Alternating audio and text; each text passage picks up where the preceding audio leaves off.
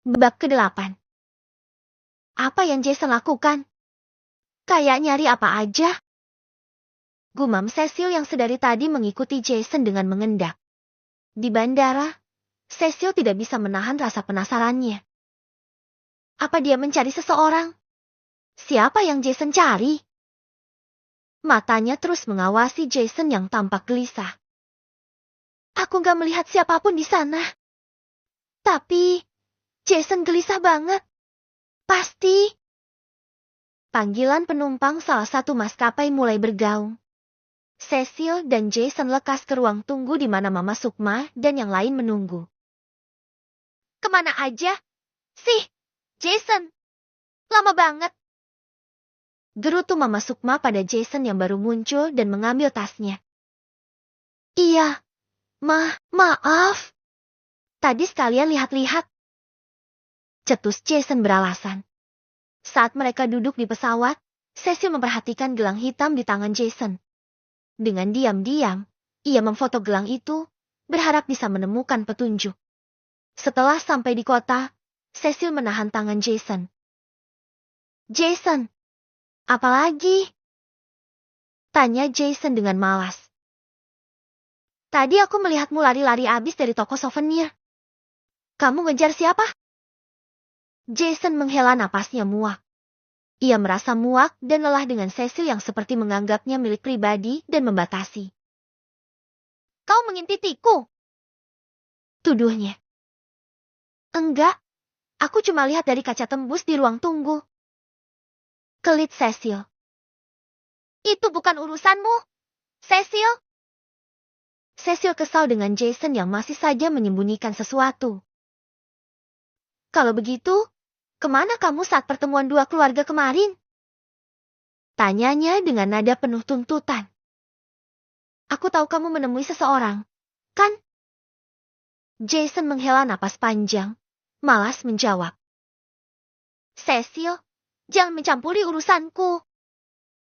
Katanya dingin dan menarik kasar tangannya, lalu melangkah pergi. Cecil merasa kesal, tapi hanya bisa menahan perasaannya saat ini. Aku pasti akan dapatkan apa yang aku mau. Jason, kamu sedang menyembunyikan sesuatu dariku, kan? Bisiknya sambil memandang punggung Jason yang menjauh. Hari berikutnya. Di sekolah, Jason segera menemui Zizi. Zizi! Jason! Zizi tersenyum. Kapan kamu kembali? Kemarin. Kenapa? Apa kamu naik pesawat pagi? Enggak. Siang. Kenapa? Aku seperti melihatmu sekilas di bandara. Oh, ya. Dalam hati, Zizi juga berdebah. Ia sedang bersama Omrik sepanjang waktu. Takut saja jika Jason atau Omrik tahu. Tapi, sepertinya, itu bukan kamu. Kita lupakan saja. Cetus Jason. Oh, iya. Kenapa kamu tidak membalas pesanku? Tanyanya dengan nada cemas. Zizi mengerutkan kening. Bingung. Pesan apa?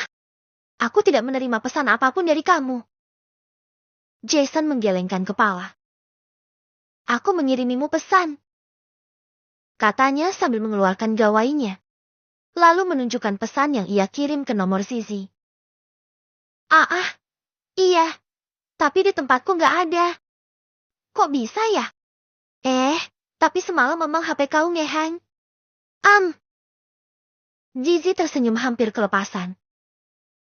Oh, Jeti, mungkin terhapus saat itu.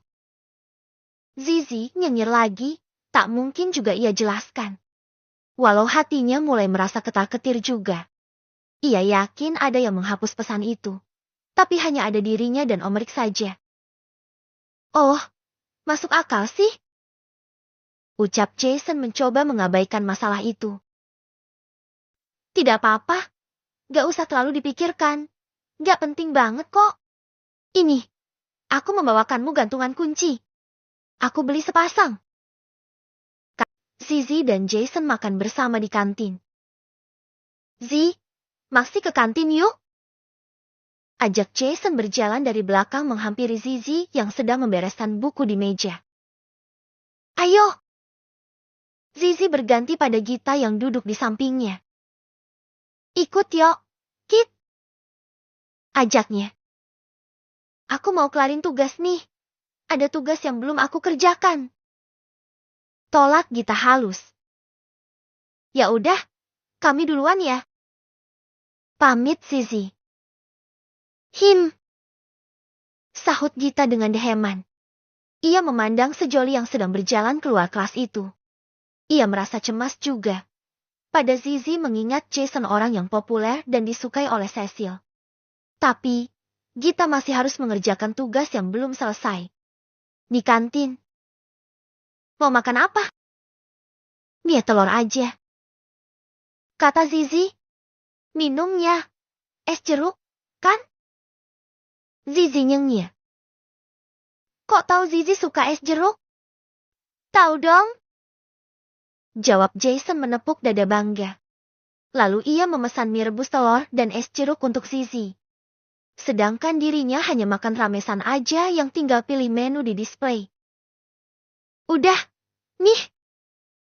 Jason duduk dengan meletakkan nampan berisi pesanan Zizi dan makanannya. Kamu pesan es kopi? Iya. Hehehe. Enak sih, sama kayak kamu yang suka es jeruk. Jason nyengir.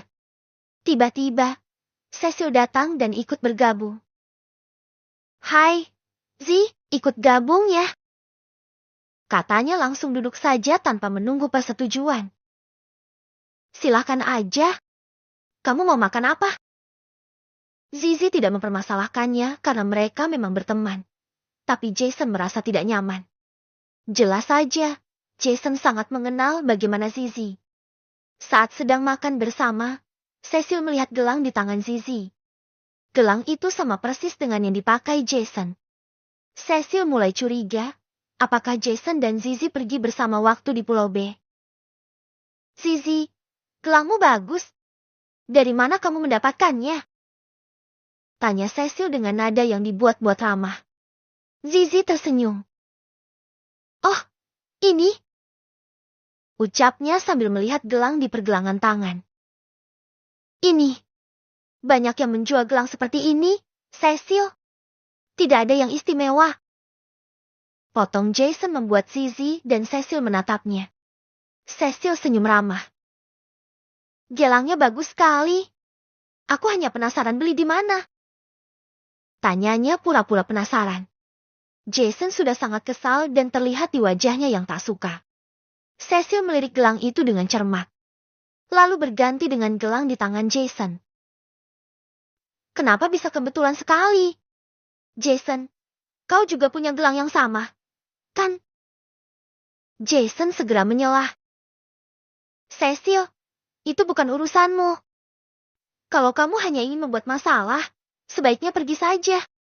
Aku bahkan tidak melihatmu memesan sesuatu. Cecil tersenyum tipis, tapi dalam hatinya ia merasa ada sesuatu yang disembunyikan. Baiklah, aku hanya penasaran. Katanya sambil melirik ke arah Jason. Aku akan memesan sesuatu. Terserah.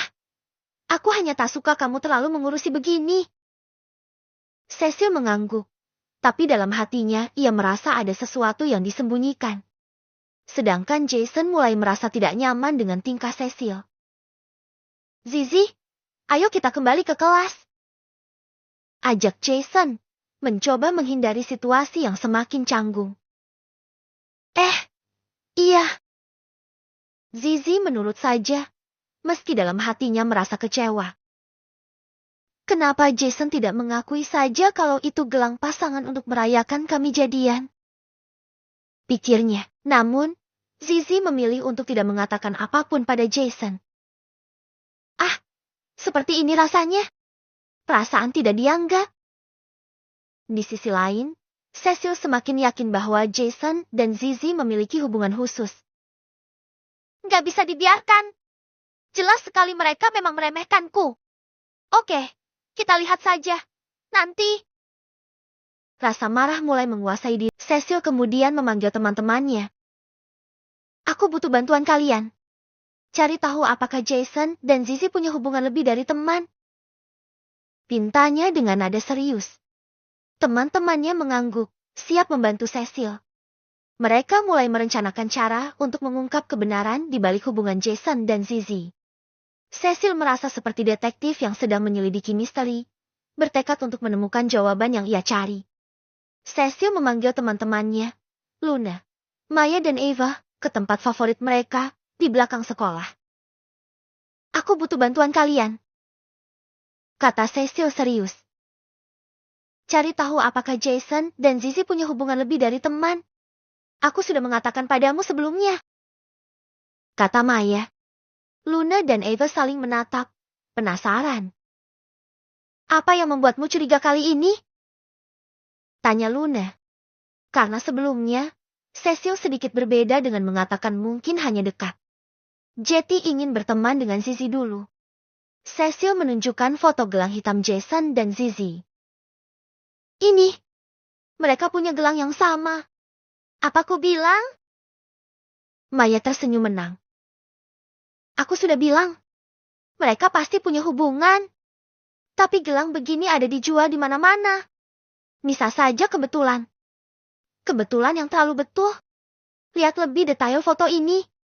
Mesti banyak yang jual, tapi ada inisial huruf di sana. Baiklah. Cecil menegaskan dengan tatapan tajamnya. Aku butuh lebih banyak bukti. Eva mengangguk. Kita bisa mulai dengan mengawasi perilaku mereka di sekolah. Luna menambahkan. Atau kita bisa bertanya pada teman-teman mereka. Kita harus bergerak cepat sebelum mereka menyadari kita sedang menyelidiki. Tapi jangan terlalu terlihat. Aku tak mau ada masalah. Cecil tersenyum. Jason setengah berlari menyusul Zizi yang berjalan cepat selesai dari kantin tadi. Zizi! Jason menahan tangan Zizi sampai gadis cantik itu berbalik. Kamu kenapa? Marah? Zizi mengalihkan pandangan. Iya, kamu memang marah. Kenapa? Apa salahku? Tanya Jason menuntut. Tadi, kenapa kamu tidak bilang saja sama Cecil tentang gelang ini? Jason tersentak, tapi ia lantas tersenyum. Ah, ya ampun, Jetty, karena itu kamu marah? Lucu ya. Ya udah kita putus aja. Jangan gitu dong. Jason menarik lengan Zizi lagi sebelum gadis itu berjalan lebih jauh. Kamu tahu kan, tadi itu Cecil terlihat kalau nggak suka. Aku nggak mau kamu mengalami masalah karena dia. Oh, jadi kalian punya hubungan? Zizi tertawa miris. Baiklah, aku mengerti. Bukan gitu, elak Jason. Sudah Jason, nggak perlu dijelaskan lagi. Kata Zizi sambil melepas gelangnya dan mengembalikan pada Jason. Lalu ia berjalan menjauh meninggalkan Jason. Pulang sekolah. Zizi sengaja berjalan cepat dan menghindari Jason. Ia masih merasa kesal karena sikap Jason yang terkesan takut Cecil tahu dan cemburu. Zizi berlari mempercepat langkahnya. Ia melihat Om Erik sudah menunggu di atas motornya dengan helm yang masih terpasang di kepalanya. Om, ayo! Seru Zizi dan memberi isyarat sambil berlari. Ada apa? Zizi langsung merebut helm dan naik ke motor. Cepat jalan, Om! Suruhnya. Kenapa? Dan lucunya Om Erik ikut dengan cepat menyalakan mesin dan menarik tuas gas motornya. Motor sudah berlalu, Jason baru sampai di titik tadi Om Erik menunggu. Serunya dengan napas terengah. Ia hanya bisa menatap